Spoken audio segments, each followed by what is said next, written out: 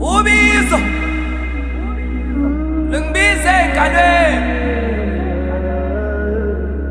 Ngiyokhalela bani nayi iphimbo lami liphindaphinde entabeni Ngithi inyawo zami ngibeleze kulomhlaba nemsini Ngifunana noxolo engalweni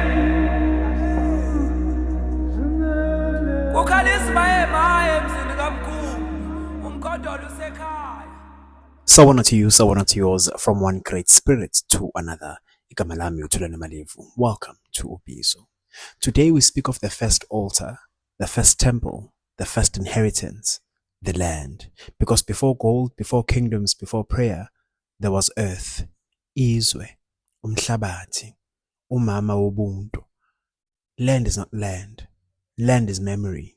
Land is womb. Land is the library of the ancestors.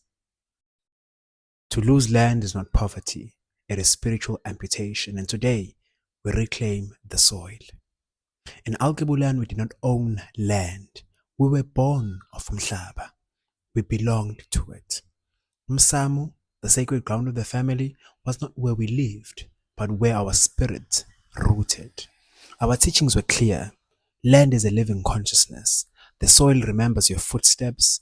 Rivers carry messages to the ancestors. Trees store the prayers of generations. We were not owners, we were custodians. In the old tongue, kutiwa, Umhlaba awuthengiswa, which means land cannot be sold, only protected for those yet unborn. This was divine law, not politics, not economics, spirit. Then came the colonizer, holding paper in one hand and a gun in the other. They introduced title deeds, and we do not understand. How can you own the womb of creation? They carved borders across sacred land, like scars across flesh. They fenced rivers, they owned mountains. They even claimed the rain. They made the farmer a laborer, the cattle owner a herdsman. So much disrespect. They made the king a chief under permission, the audacity. And starvation became a weapon, because if you control food, you control spirit. Understand this though. Land dispossession was not theft, it was spiritual warfare. They told us modernity meant property, but ownership is illusion. You cannot own land, you return to it. You feed it with your bones. You do not inherit land. Land inherits you. So when you say though, my land, ask yourself this question. Are you holding the land, or is the land holding you? Because to claim ownership without service is arrogance, not ascension. To own land is to owe land. But listen, the ground is stirring, the ancestors are rising through dust. Across Alkebulan, community farms are blooming and building. Traditional councils reclaim sacred sites. Young farmers are returning to the soil. Seed banks are rising. Land trusts are forming. Spiritual agriculture is awakening. We are remembering that as the children of Alkebulan, we are remembering that land is ceremony. We are remembering that land is technology. That land is freedom. And we have the rhythm. Food grown in dignity is more powerful than money earned in slavery. Because if you cannot feed your people, you are not free. Here is the work, great children of Alkebulan.